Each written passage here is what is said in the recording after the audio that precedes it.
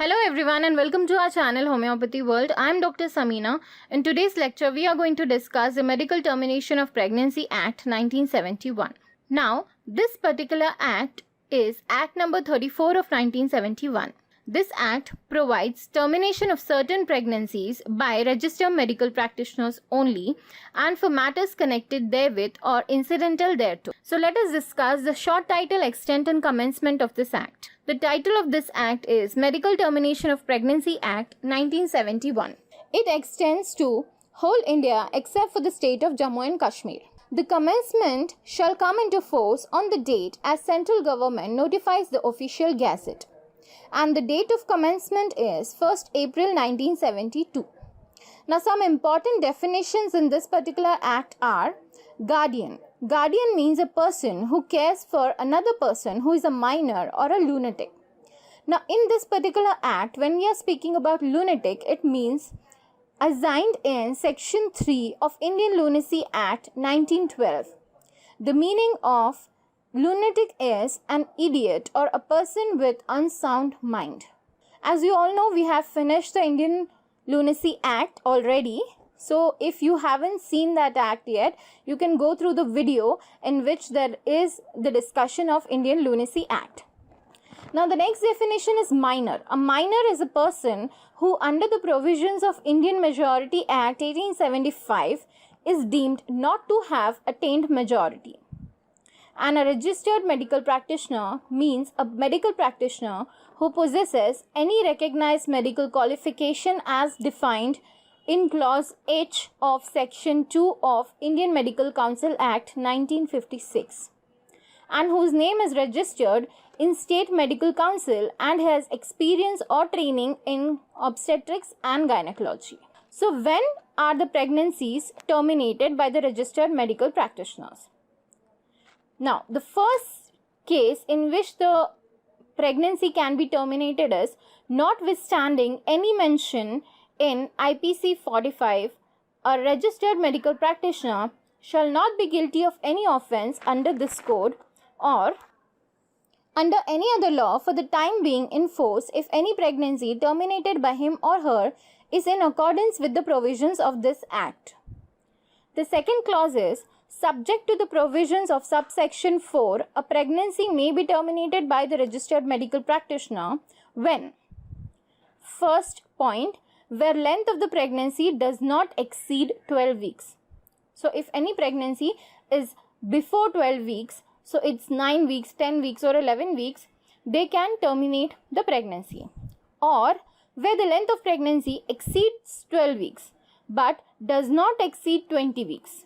So it should be between 12 weeks or 20 weeks, but here you will need an opinion of 2 registered medical practitioners in good faith that the continuation of the pregnancy would involve risk to the life of a pregnant woman or can give grave injury, physical or mental health of the lady. So if this lady who is having a pregnancy between 12 weeks to 20 weeks continues the pregnancy, it would lead to a risk to her own life or grave injury physically or mentally to her health. Or if there is a substantial risk that the child were born would suffer from physical or mental abnormalities as to be seriously handicapped or dependent for life, then this pregnancy can be terminated even if the pregnancy is between 12 weeks to 20 weeks. Okay, now let us see some examples about it. So first example is where pregnancy is alleged by the pregnant woman to have been caused by rape, the anguish caused by such pregnancy shall be presumed to constitute a grave injury to the mental health of a pregnant woman. So in case where the pregnancy is caused by rape, so that can cause mental issues to the pregnant woman and this can gravely injure her mental health.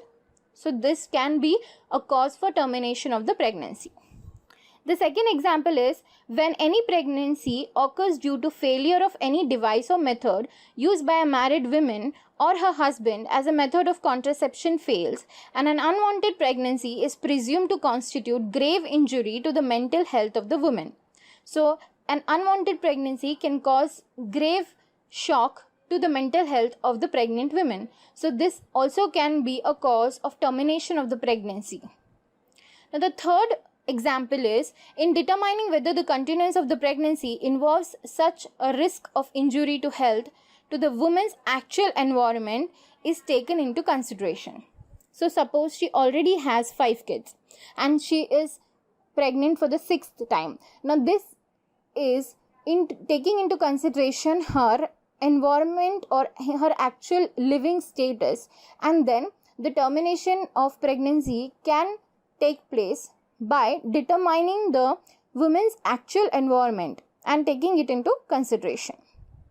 The next example is when no pregnancy of a woman who has attained 18 years of age or who having attained 18 years of age is a lunatic shall be terminated except with the consent in writing of a guardian. So if any lady who is pregnant and needs termination but has not attained 18 years of age or is a lunatic but has attained 18 years of age will have to give a written consent of a guardian to terminate the pregnancy.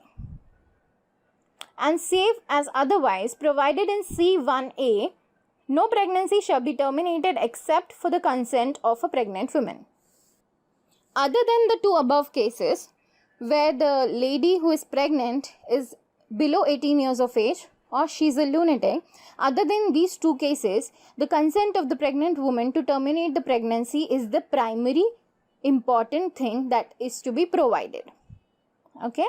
Now, place where the pregnancy may be terminated.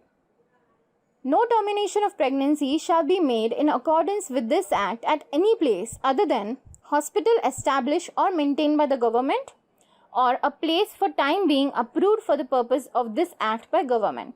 So you might have seen in many of the obstetric centers or in many of the gynecologist clinics, you see it is mentioned as registered for MTP or government recognized for MTP.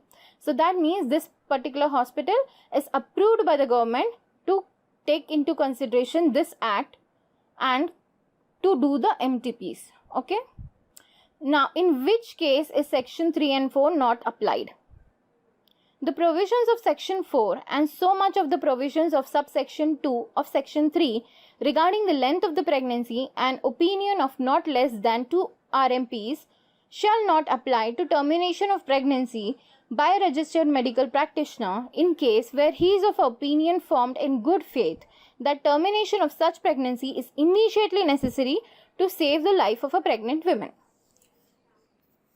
So, whatever examples we have seen, all these examples will have these two sections into consideration, section 3 and section 4, where we speak about the termination of pregnancy which is less than 12 weeks and the termination of pregnancy which is 12 weeks to 20 weeks. But these two clauses can be excluded in case of an emergency where the life of a pregnant woman is at stake and there is only one registered medical practitioner available. Then he can take the decision and save the pregnant woman's life and then can abort the child or terminate the pregnancy. Okay, so in case of emergency where the life of the pregnant woman is at risk, there is no need for 2 RMPs to give their consent. Only one RMP can take the decision and can terminate the pregnancy.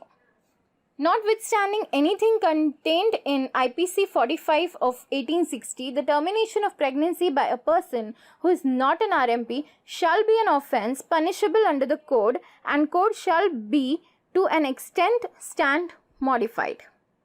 So, any person who is not an RMP or not a registered medical practitioner cannot terminate any pregnancy under the IPC section 45 of 1860.